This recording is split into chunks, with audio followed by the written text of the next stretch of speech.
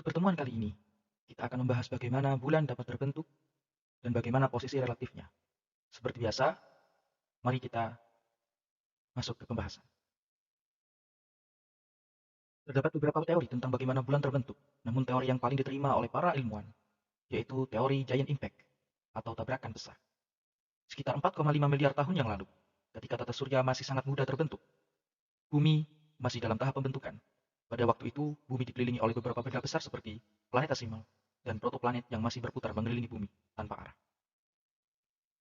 Sekitar 100 juta tahun setelah terbentuk, salah satu objek yang lebih besar sekitar ukuran planet Mars menabrak bumi dengan sangat hebat. Tabrakan ini menghasilkan ledakan yang sangat besar dan memicu terbentuknya bulan. Bulan terbentuk dari materi-materi yang terlempar dari bumi dan objek yang menabrak bumi tersebut dan menjadikan dia mendapatkan gravitasi yang konstan, maka terbentuklah bulan yang kita dapat lihat saat ini.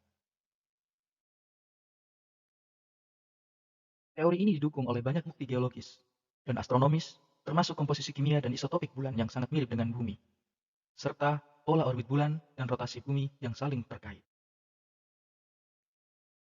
Setelah bulan terbentuk dan berotasi dengan pola yang konstan terhadap bumi, maka terdapat beberapa fase bulan yang tampak di tiap belahan bumi. Secara umum, posisi relatif bulan terhadap bumi dapat dilihat dari berbagai sudut pandang, tergantung pada fase bulan tersebut. Berikut adalah beberapa posisi relatif bulan terhadap bumi yang umum. Simulasi tersebut menunjukkan bahwa posisi relatif bulan terhadap bumi menentukan bentuk yang terefleksi terhadap bumi, yaitu pola cahaya yang dipantulkan oleh bulan terhadap bumi. Konjungsi bulan dan matahari merupakan peristiwa di mana bulan dan matahari berada pada bujur atau tempat yang sama. Hal tersebut dapat membuat sesuatu hal, yaitu terjadinya gerhana matahari ataupun adanya bulan baru. Pengaruh fase bulan terhadap pasang surut air laut dihasilkan oleh posisi bulan yang dekat dengan bumi ataupun berjauhan dengan bumi. Fase bulan berubah-ubah dalam setiap periodenya, yaitu dalam kurun waktu 29,5 hari. Sedangkan ketika bulan dan matahari berada pada sudut 90 derajat, maka efek gravitasi dari kedua benda ini saling menyeimbangkan dan menyebabkan air laut menjadi surut. Kondisi tersebut seringkali disebut oleh beberapa orang sebagai pasang dan surut, dan terjadi 2 kali dalam setiap siklus bulan.